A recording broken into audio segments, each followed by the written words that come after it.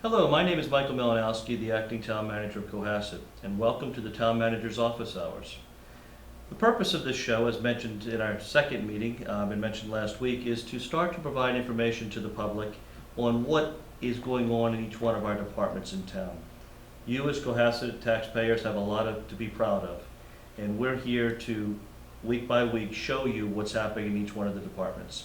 Today, with us, what we have is members of the police union. Today I have Detective Greg Lennon, who is the lieutenant detective for the town. I also have our court officer, Mike Lopes, who also serves as the union president. And then we have Sergeant Pat Kenny, who's been a staple in the town for many years. So with that, welcome, gentlemen. Thank you. Good afternoon. What I'd like to do is just to provide a little background for each one of you, just to update the public on who you are and what your responsibilities are. But one of the things, I was just adding up your years of service in the law enforcement field, and it comes out between the three of you, my math is good here, we've got about 84 years of experience between all three of you. And I think that certainly that shows that we have people that are well qualified and know what they're talking about. So, Lieutenant Lennon, I'm going to start with you. And you were raised here in Cohasset and went to school in Cohasset. But tell us a little bit about yourself, your background, and what your training is. Okay. I've been a police officer here since March of 1995. I served in the patrol division for about 3.5 years, at which time I was promoted to detective. I worked for probably 3.5 years on the Norfolk District Attorney's Drug Task Force in a more or less full-time capacity where we investigated drugs and organized crime, including gaming cases throughout Norfolk County, which involved a number of wiretaps, a number of joint state and federal investigations and so forth, where we were sworn in as federal agents for the duration of the investigation. So that was very interesting, got a lot of experience doing that. I was promoted to detective sergeant in 2002, I believe it was. And then I focused my duties in Cohasset on supervising criminal investigations for the department. In 2007, I was promoted to detective lieutenant and then continued in the same capacity, supervising and conducting criminal investigations for the Cohasset Police Department. I am a graduate of the FBI National Academy in Quantico, Virginia, and I have received close to 3,000 hours of specialized training in criminal investigation with a emphasis in crime scene processing. I've received hundreds of hours of training in processing crime scenes, collecting evidence, latent print evidence, biological evidence, interpreting bloodstain patterns, crime scene reconstruction, crime scene photography, all manner of forensic processes. And I feel pretty confident saying that the Cohasset Police Department is the most advanced with regard to their crime scene processing, at least on the South Shore. And I'd say we're in the top, aside from large cities like Boston. I'd say we're in the top 5% in the state. Great. Well, from that background, we're certainly in good hands, and I've seen you working firsthand, and I was impressed from the first time I met you as the detail you go through, as you kind of alluded to in your opening statement, just by going through chronologically year by year of your background. So I want to come back to that in a few minutes, but let me go on and introduce our court officer, Mike Lopes. Mike, now you have over 25 years of experience. Looking at some of your backgrounds, you're a former internal affairs investigator, you're certified use of force instructor, you're certified police motorcycle instructor, along with many other things. So tell us a little bit about your background. My background is 25 plus years in law enforcement. I started out with the Boston Housing Authority Police Department back in 1986, and I spent 3 years there. Mm-hmm. I then joined the MBTA Transit Police Department in 1989, where I was lucky enough to serve in different roles there. I started off in patrol, I then became a detective, and I worked in the investigative services division, did some undercover work. After a few years of doing that, I was promoted to sergeant, and I got on the motorcycle unit, the mobile operations unit, and I served on that unit for a number of years. In my last couple of years on the transit police, I was promoted to detective sergeant, and I worked in the professional standards unit, which is internal affairs and background investigations. I did that up until I came here to the Cohasset Police about a year and a half ago. Great. And currently, right now, your role in Cohasset is a new role for you. You're now serving as the Cohasset Police Prosecutor, Court Yes. Officer. Yes, I am. I'm assigned down to Quincy District Court, and I help facilitate and prosecute all criminal actions taken by the Cohasset Police Department. Great. I want to come back to that in a minute, too. Sergeant Kenny, Yes, your new promotion for you. yes. Congratulations. Thank you very much. So you have, as the senior gentleman here, and with 31 years of experience, and again, they're just right behind you. Tell us a little bit about your background as well. I was a campus police officer to start. Worked in the Lincoln, Massachusetts Police Department. Worked in Milton for several years. I was a detective there for 8 years. Thought I'd try something completely different. I don't mind moving around and trying new things, and I was lucky enough to come here, I think it's about 9 years. And you came here under what chief? Chief Hussey. Chief Hussey. That's correct. Okay. All right, let's go back to Greg, if I could. So you head up the detective unit up here in Cohasset, and you're the commander of that. Before we get into that, tell us what it's like coming in when you were hired, in Cohasset. And who's the first chief that hired you? The chief that hired you? Chief Noonan. Chief Noonan hired you. Yeah. Compared to what the department was then compared to today. Talk through that progression, because you're the longest serving Cohasset officer here in front of me tonight. Yeah, I'm actually it seems hard to believe sometimes, I'm actually the second most senior guy in the department in terms of time on the job in Cohasset.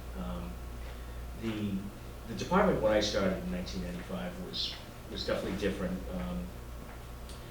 There were a lot of officers who were at the end of their careers, who were starting to look towards retirement. And of course, coming on as a young, officer fresh out of the academy, it was, you had a different mindset than people who were, on the tail end of their careers looking towards retiring. I found that, I thought that Chief Noonan was an outstanding chief.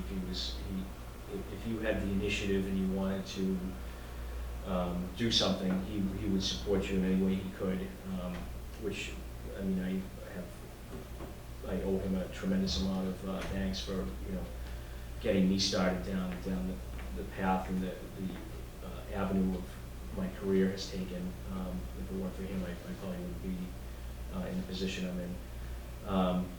But unfortunately, and this is no reflection on Chief Noonan, because he only have so much control as the chief, but the department was very secular at the time. There was not a lot of exposure to outside agencies or how other police departments conducted themselves. Some of the institutional knowledge of the department was not necessarily reflective of at the time, the current best practices of police agencies. So it was a little awkward at first, because newer officers, myself and a couple other officers that had just got out of the academy, had a little bit of a different mindset than what the other officers that had been working there for many years were used to, or were probably different than what they were expecting as well. So we more or less wanted to do things the way that we'd been trained to do them, and unfortunately that generated a little bit of conflict amongst some of the older officers in the department at the time. So I think right around that time, 1995, was when there started to be a shift as far as the direction the department was going to go in. And I think it has progressed, since that time. It's gotten better and better and better until we got to the point where we are right now, which is, I think, I think we're one of the more outstanding police departments in the area. So as part of the detective division, tell us what you do and what does the detective division entail? Right. Because, and just one other comment, I don't think, and I've learned an awful lot from you in understanding the breadth of what goes on, and I update the finance committees in town about this, but I don't think the general public understands all of the activities that go on, and I recognize that some of the stuff is confidential and there's ongoing investigations, so you can't get into any specific details, but let's talk in generality about what you do. Okay. Typically, the patrol division is the face of the police department, so they're the ones that are out on patrol. When you call the police, looking for assistance, it's a patrol officer that responds. So, if you become the victim of a crime in Cohasset, you call the police department. They'll dispatch a patrol officer who will go out and conduct what we call the preliminary investigation. They'll interview the victim.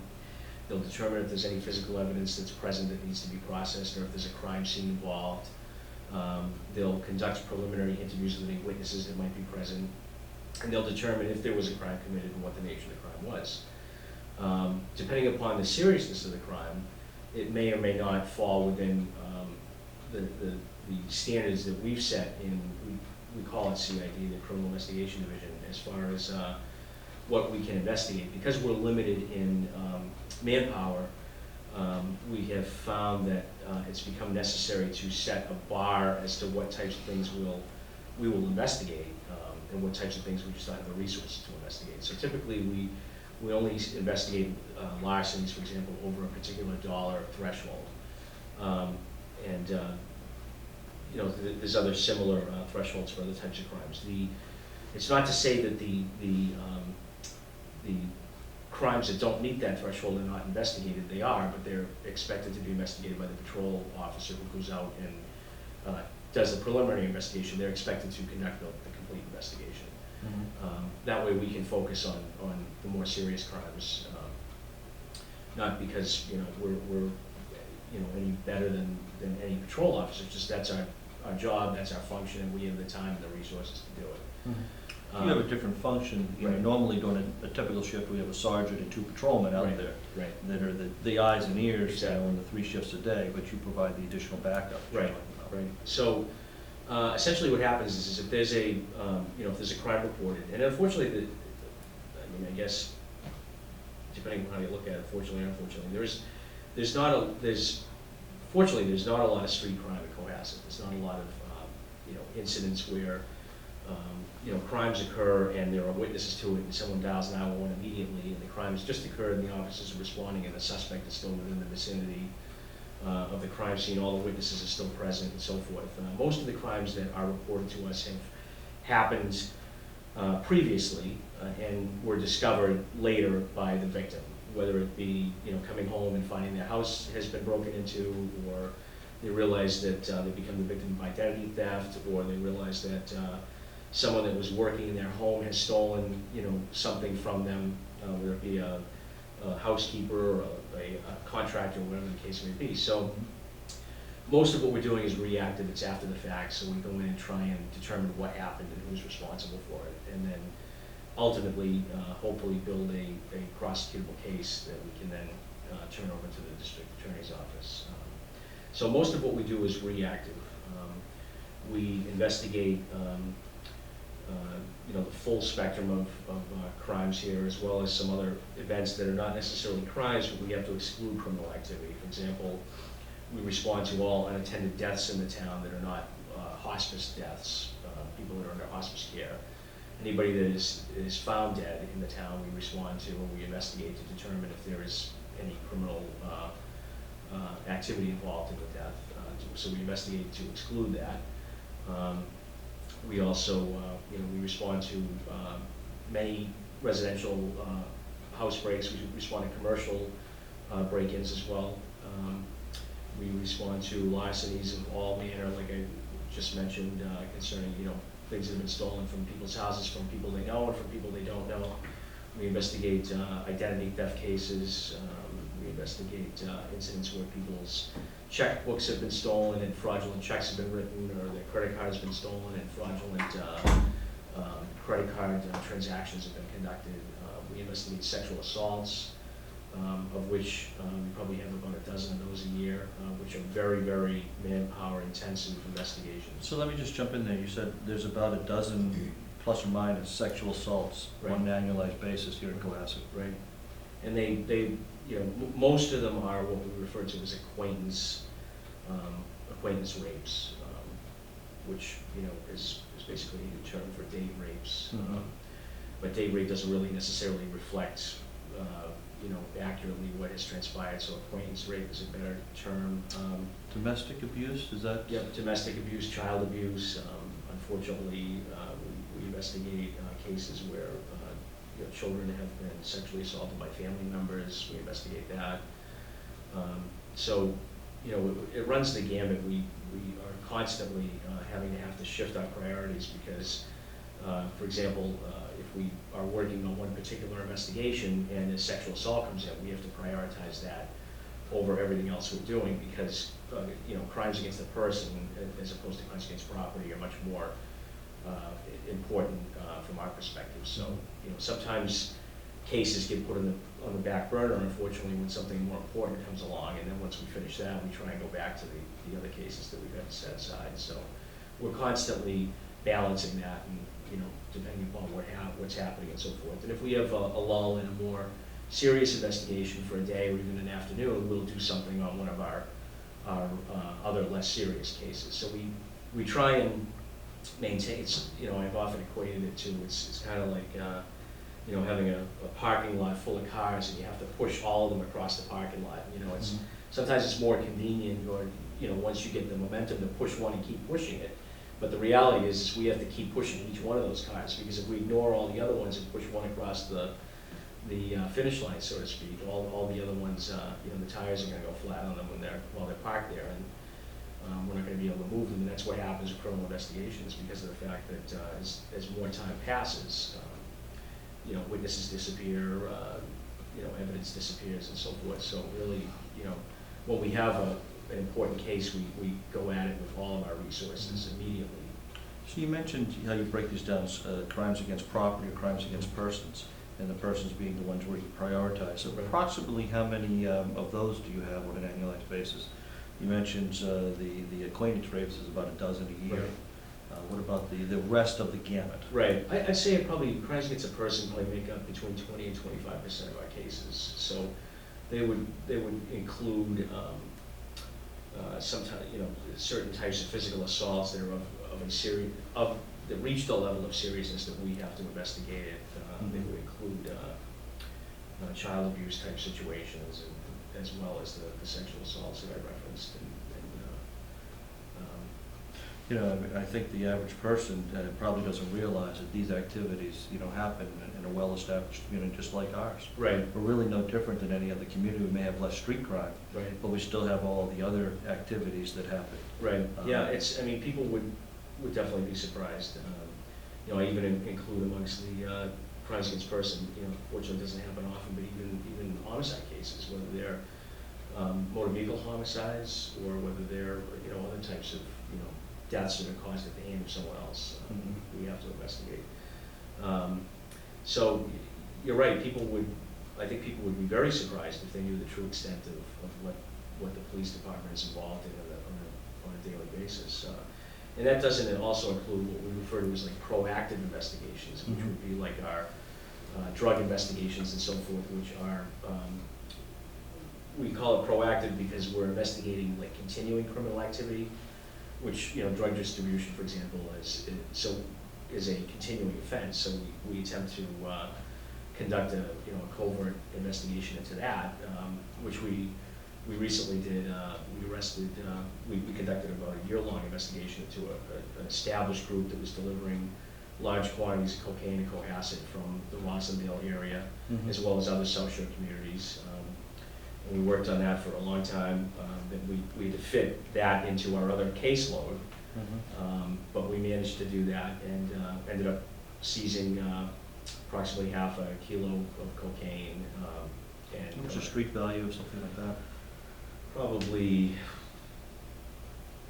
150,000, probably 200,000, and arresting three individuals, one of which was the leader of this organization, who has been responsible for distributing, large amounts of cocaine across the South Shore for many, many years. So we seized 3 vehicles. So we try and focus on those types of cases as well. And what was Cohasset's role in that? Were we the lead in this whole Yeah, that was, investigation? yep, it was our, we And then developed. through your network, you were able to pull in other people for the other towns that were Yeah, helping? yeah, we involved Weymouth Police, who we worked with closely on drug cases, and the Drug Enforcement Administration, the federal DEA. They assisted us as well as Boston Police. So it was a joint effort. In fact, Officer Lopes was there the day we did the raid, and I mean, we must have had, what, 30, 40? Yeah, it was impressive. Yeah. It was a large group of diverse agencies Yeah. participating. That, that ultimately conducted the raids and the arrests and everything. So it was a significant case. I mean, it was a significant case for Boston, never mind Cohasset, so. Well, hopefully that's had a big impact on the local drug trade in this area. I think it has. Unfortunately, there's always someone ready to replace whoever's been. I have every confidence you're gonna catch him too, or That's her, or them. Recently, the Board of Selectmen's meeting last night, and the board did vote to condemn any political signs and people falsifying political signs, but the so-called sign gate is something that was mentioned to the selectmen that you've been investigating. And I know you can't go into details about that, but you got the gamut of drug raids and so forth down to this. And how many hours have you spent on that case? And is it complete? Right. No, we have not finished it yet. We've probably put about, let's say 9 hours into that. We've been able to put in an hour here or 2 hours there, but we have to fit that in with the other major investigations we have going on, and we have a couple of significant cases right now that are being diligently investigated. So if we have an afternoon or a morning, then we can put a couple of hours into that. We do, along with all the other cases that fall into that same category. And your division consists of you and Detective McLean, yeah, it's just 2 of us, so there's not a lot of, most of what we do, we have to do together, because, either for officer safety purposes or whatever, but we don't go out alone and do interviews in people's houses on major investigations. We always do it in pairs, because that's just the way, that's the protocol. So a lot of times, it would be nice if each one of us could be going our own separate direction doing our investigations, but it just doesn't always work like that, because if I have to do an interview, he has to accompany me. If he's doing an interview, I have to accompany him. And cases involve, the whole gamut of other types of investigative techniques, and, even though we have separate responsibilities with regard to our cases, we have to work hand in hand. So, not having the benefit of having an additional body in CID to be able to back up, the 2 of us, or vice versa, as far as being that additional person to help with the interviews and so forth. We really can only get so much done in a day.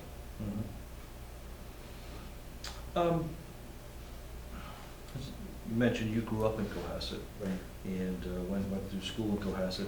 What's it like having grown up and went to school in Cohasset to now being an officer in Cohasset? Right.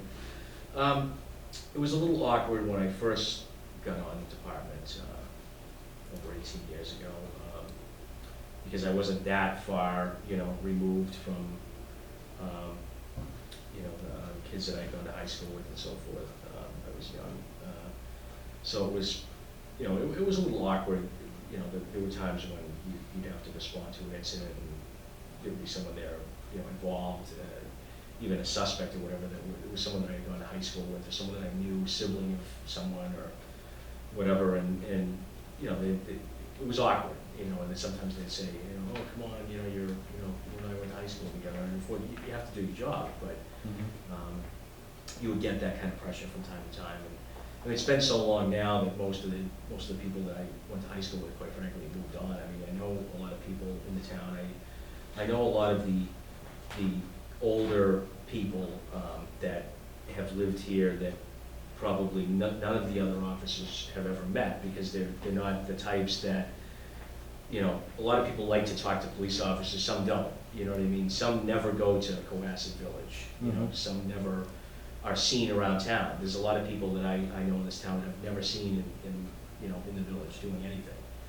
You know, so there's a whole segment of the population that, you know, it doesn't necessarily make themselves known, but they're people that, their parents of kids that I went to school with, or friends of my family, whatever, that I know. And I'm the only officer they know in the entire department. You know, and probably the only officer they care to know.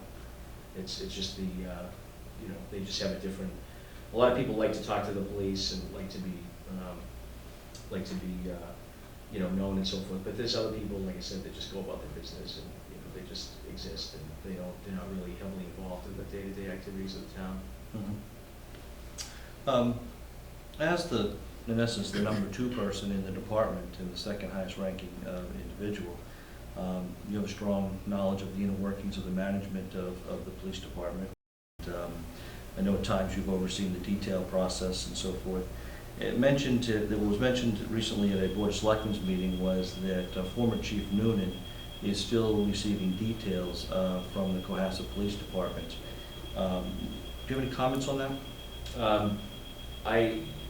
Chief Noonan has not been a special officer, or at least worked the detail to my knowledge in at least the past 2 years that I'm aware of. Since before former Chief DeLuca's tenure. It's probably even longer than that because I believe he was. So he hasn't worked any details since Deputy Chief Quigley, who's now acting chief. Prior to DeLuca's tenure here was the last time he worked a detail here, to my knowledge. I see.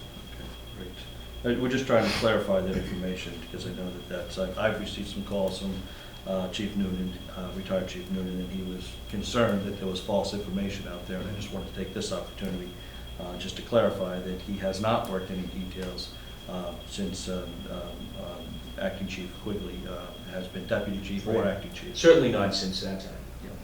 Okay.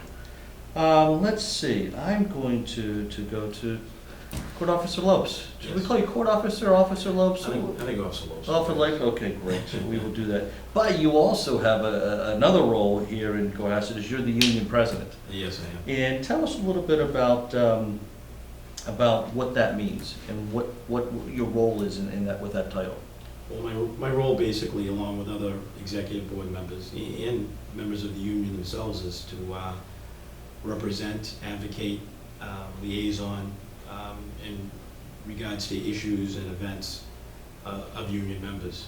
And that would entail, you know, contracts, issues with contract negotiations, grievances, discipline, as well as events in regard to the community. I believe it's 2 scholarships every year that the association hands out to graduating high school Cohasset seniors. We're involved with elder affairs. We're involved with the community center. So it's basically all encompassing. It runs the gamut. But we basically advocate for union members, and we try to get involved as much as we can and give back to the community. Like I said, that's a brief description of it. You know, it really does run the gamut, though. You name it, and we're involved in it, and we're trying to assist union members as well as citizens alike. And I see you guys volunteering for many things around the community as needed. Now, over a year ago, it's been over a year ago, the union filed 11 allegations against at that time, the current police chief. And the town can't discuss that, and I don't want to get into any of the details at this point, but from the union president's standpoint, from the union's response, how did that play out? And again, without going into details, how did we get to that point? And you know, how again has it played out from the union's perspective? Well, from a union perspective, there were issues, and there were issues that the union members wanted to address. They were serious in nature as far as the union was concerned, and they brought them to town leadership. Town leadership looked at them, investigated it, and responded. And as far as the union's concerned, is they're happy with the outcome. You know, like I said, there were issues, And the union, as far as I'm concerned, did the right thing. They gathered all these issues and they brought them, you know, to the proper venue, and the town leaders reacted properly, and the outcome was positive as far as union members are concerned. Mm-hmm. Okay. That's not a normal thing that happens with a union where something elevates to this level, I would assume. Not normally, not on a daily basis, but I mean, it does happen, and there are procedures for that, and I was a union member at the time. I was an office holder, but I believe the union acted properly, accordingly, and followed that procedure, and things worked out, and that's what matters. Mm-hmm. That's what matters. Since that time, and since the allegations were brought, which I believe was May of last year, talk to me a little bit about what the men and the women of the Cohasset Police Force have gone through during this last 15 months. It's been an eventful, year plus. A lot of different issues have come up, but as far as the association is concerned and union members, morale is good. I believe they're happy, and leadership is a big reason for that. Lieutenant Detective Lennon and Chief Quigley in particular. He's brought in stability, confidence, continuity to the department, something we've sorely needed. That permeates from his level down to the rank and file officers level. He has a intimate knowledge of the agency, which is fantastic. So he knows what officers need to go out there and do the best possible job that they can do, and he makes every attempt to give officers what they need. And like I said, the morale couldn't be any better. I mean, he's a incredibly competent individual, but probably the best compliment I can give him is he's a police officer, and he understands police officers. And he does what he needs to do to make our job easier. And that's not only beneficial to us, but it's beneficial to the community at large. Mm-hmm. He's come up through the ranks as a lieutenant has here, and our leadership couldn't be better at this point in time. We couldn't be happy with our leadership, and the morale is good. Mm-hmm. You know, I talk to my peers, other town managers in other communities, and, you know, try to, you know, get their insight on how to work with public safety. And, you know, one of the things they say is you can tell when morale's good because very rarely do people call in sick. And that's something that I've noticed in looking through the records with the police department is you have a very, you know, a low usage of sick time. It seems to be frowned upon almost from the union members and leadership to actually take sick time unless you're really sick. Right. I mean, it's you're right. There isn't a sick time issue within the Cohasset Police Department, and one of the reasons for that is people, I believe, enjoy coming to work. Mm-hmm. You know, work is work. You know, sometimes we all don't feel like getting up and coming to work, but you know we have to. And particularly in a profession like ours, police work, you know, we're not dealing with positive things the majority of the time. So those things can take a toll on you, but when you have leadership that is there supporting you, makes things a lot easier. Makes things a lot easier. Now, you're a great asset to joining our department, and I thank you for doing that. You brought a lot here. But tell us a little bit about Cohasset and your experience working here, and how does, you know, what are your observations from a community as a whole? Well, I think every community, every police department is unique in their own way, and obviously Cohasset is no different than any other. There's always a learning curve when you go from one police department to another, and there has been one here for me. I enjoy that. Cohasset has a knowledgeable, intelligent community. It's almost like the sports in Boston. They talk about sports fans in Boston being very knowledgeable. Well, that's what Cohasset is. So you have to be on your toes, but that's good. It makes us all better police officers. Obviously, aesthetically, Cohasset's beautiful, and it's a great place to work. I enjoy myself, and I think I speak for all the officers down here. I believe we all enjoy working down here. So now with your new role as court officer, tell us a little bit about that. What does that entail? Well, obviously, you know, we enforce criminal laws, Massachusetts state laws, and anytime an officer summonses a party for a criminal infraction, writes a ticket for a motor vehicle infraction, or arrests somebody, obviously that goes to Quincy District Court. to be processed. Mhm. Basically, my job is to facilitate that, to prosecute those cases that the Cohasset Police Department bring forward. I have to deal with court clerks, judges, fellow prosecutors from other Norfolk County police departments that go to Quincy District Court. Mhm. And it's it's an interesting job. It really is, and you get to see things from minor infractions up to serious infractions, and it's a fun job. It's interesting, and it's also challenging. I was lucky enough that Pat Kenny here was the prosecutor prior to me, and he took me under his wing, and he basically gave me a lot of information in regards to the court system, and it's helped a lot. Mhm. So, this isn't once a week you have to go there. This is a more regular basis. You're there daily because you have to be there for multiple different appearances for any criminal activity that happens, as you said, from the gamut, minor infractions to some of the more egregious things that the detective was talking about.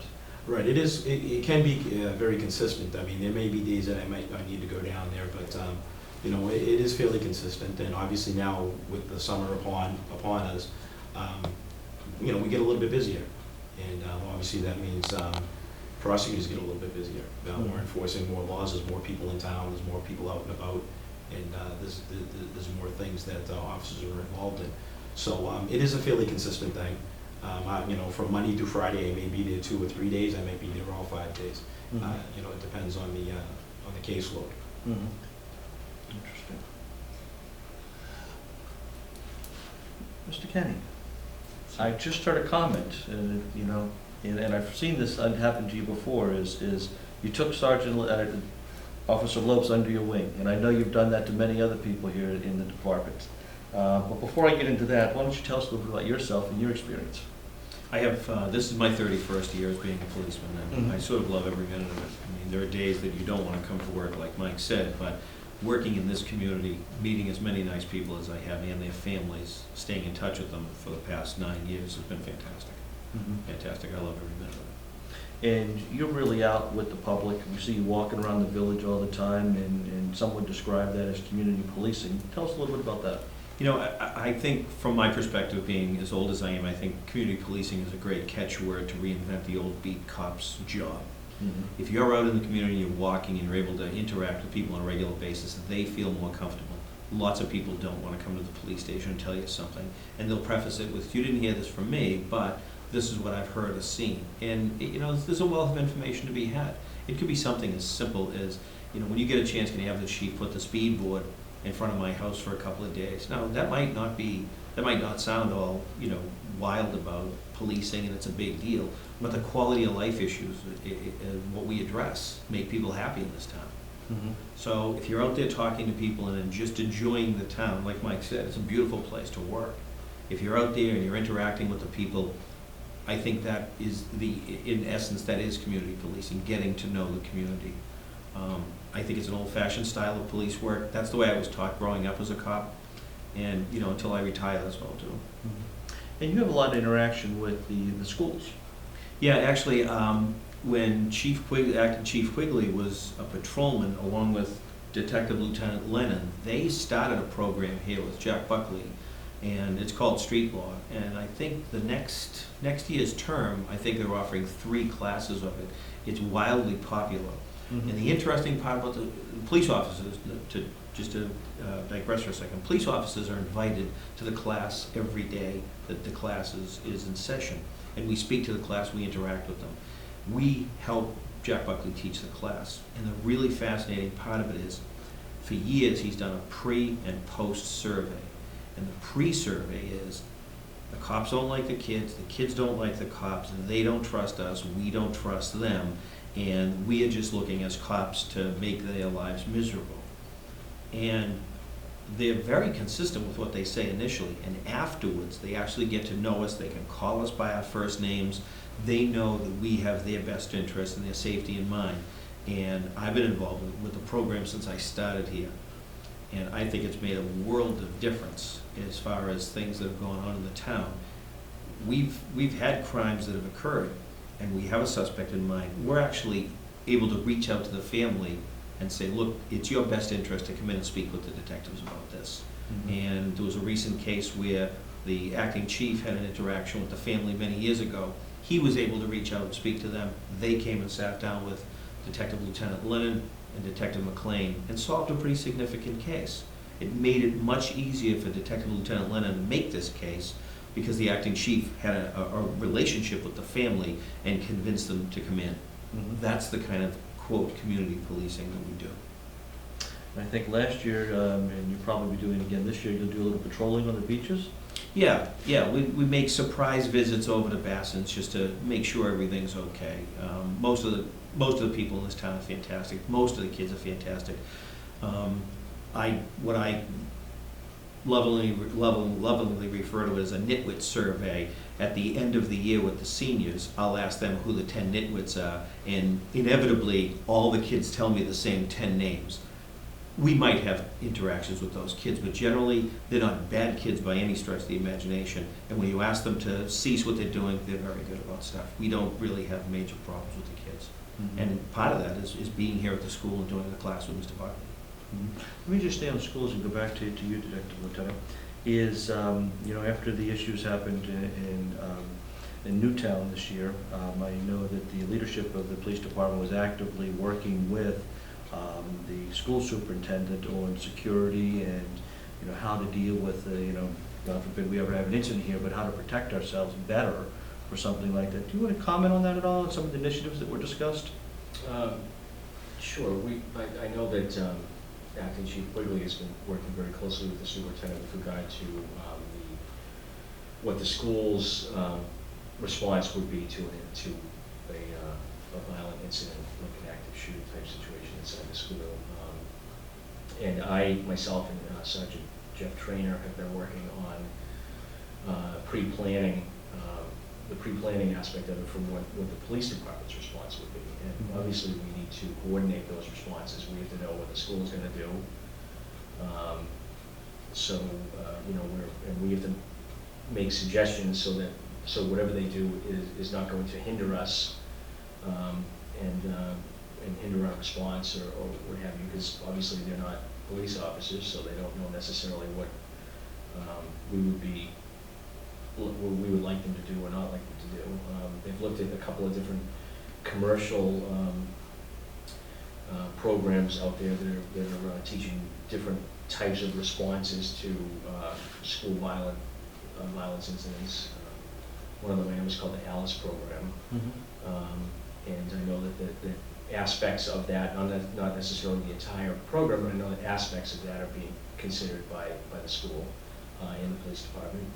And right now we're in the process of working with members of the Metropolitan Law Enforcement Council, or otherwise known as MetroLEC, SWAT team to conduct a site survey at the schools so that they would, God forbid, something like that were to happen here, they would be our, the MetroLEC SWAT would be our response here as far as a special weapons and tactics team that would come in. So they need to have at their disposal information pertaining to the layout of the school and so forth. So we're working on gathering all that information right now, and it will be stored in a location where it will be immediately accessible to them when they arrive, and as well as revising our response policies to an active shooter type incident at the school, so that each supervisor or officer in charge that may be leading a shift on days would respond to an incident like that the same way. We're going to have binders and so forth that describe what the response should be based on national best practices. Officer Kenny, when you were hired back, I think it was under Chief Hussey, I think he's the one that who brought you into town.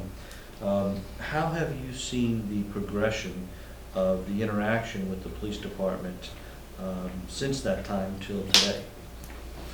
I think the management today is better than it's ever been, and quite frankly, I've been in several police departments. I enjoy change, as I said earlier. It's the best management I've ever seen.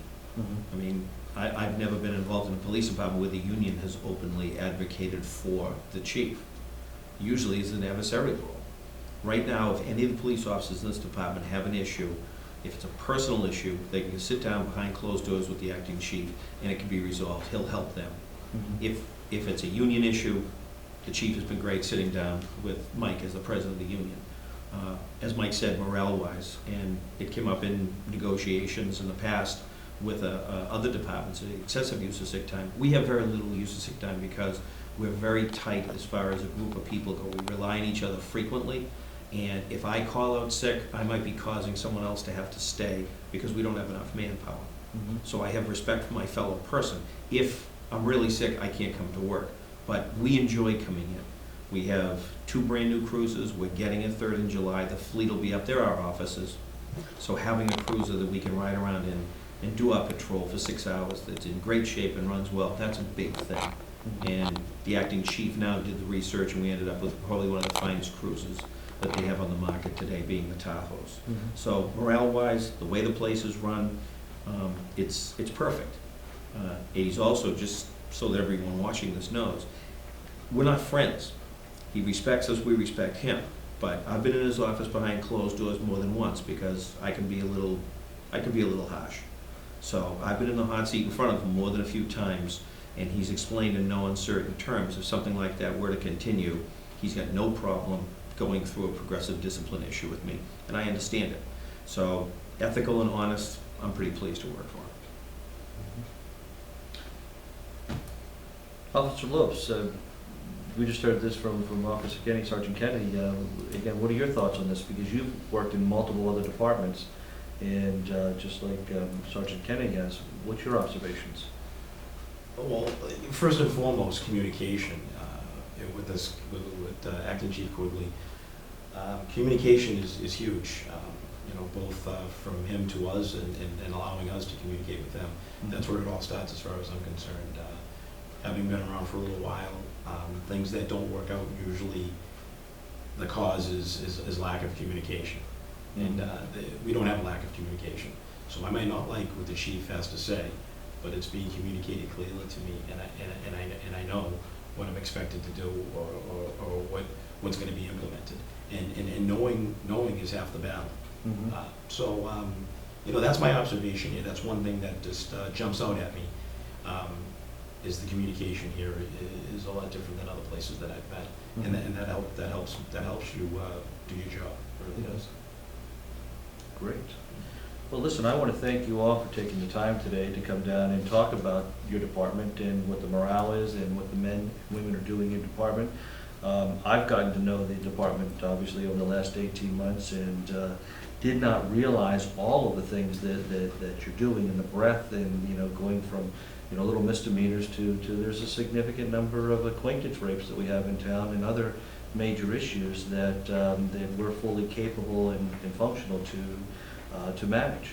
And you talked about the Tahoes. Going through that process those are actually more fuel efficient and more cost effective. Yes, I look at numbers occasionally. I've been accused of doing that. But when that recommendation came forward and we went through the analysis, it's actually saving the town some money and it's a better work environment for you. So it's great when you can have the leadership and management and the men and women that work for management come up and have a win-win situation like that. And that's really what makes a lot of success here. I think that there's a lot you guys should be proud of. Again, I look at the attendance records and, low people, not much sick use being used. And I'm always seeing people here that are staying a little bit later than their shifts and coming in a little bit earlier and not necessarily writing down the time. It's just that you want to have that camaraderie, a few minutes before a shift and a few minutes after a shift. So I appreciate all that's going on, and thank you all for the effort that you do. And I think this town, I think we should actually have a class like you said, it's street law with Buckley. Is we should actually have a class like that for citizens in the community to come in and actually meet you and have a little discussion and see what really goes on behind the scenes. I think the acting chief was planning an open house. I don't know if he was planning it towards September or not. When the station gets cleaner, we have those issues with we're under renovation. Correct. And I think he was talking about an open house in September. But any of the citizens are welcome to come down. They can fill out a ride-along sheet. They can do an hour or two with individual officers and actually see what we do. How many people do you take part in that ride-along program? A fair Tell us a amount of little bit about that. The ride-along program is fantastic. Mostly it's younger people who are thinking about law enforcement, and primarily from Buckley's class. But we've had more than a few adults come down and ask if they could ride along or even just tour the station. Mm-hmm. Families come down with their children and tour the station. And very briefly, one of the families I became friendly with during the Boston Marathon bombing, the news was 24/7 in Watertown when they were searching for the suspect. And one of the little kids who asked me to read at his school for him was sitting there watching TV, and his mother said he got very, very concerned, and he looked at the mom and dad and he said, "Do you guys think Pat Kenny is in Watertown and is he safe?" I had to actually go to the house and talk to him a couple of days afterwards. The parents called me. Mm-hmm. These are the kind of people in this town that we deal with. Fantastic families that want the best out of the police department. I think all of us agree we're giving them that product. But it's a great place to work, and we do encourage people to come down and do the ride-alongs. Great. Well, with that, I want to thank everyone for tuning in and learning more about your town in the town manager's office hours. Again, the purpose of this show is to provide information and all the activities that departments are doing so that you as a citizen, as a taxpayer, can be better informed about what goes on behind the scenes here in Town Hall and throughout the town government. Thank you very much, and until next week, we'll sign off. Thank you, gentlemen. Thank you.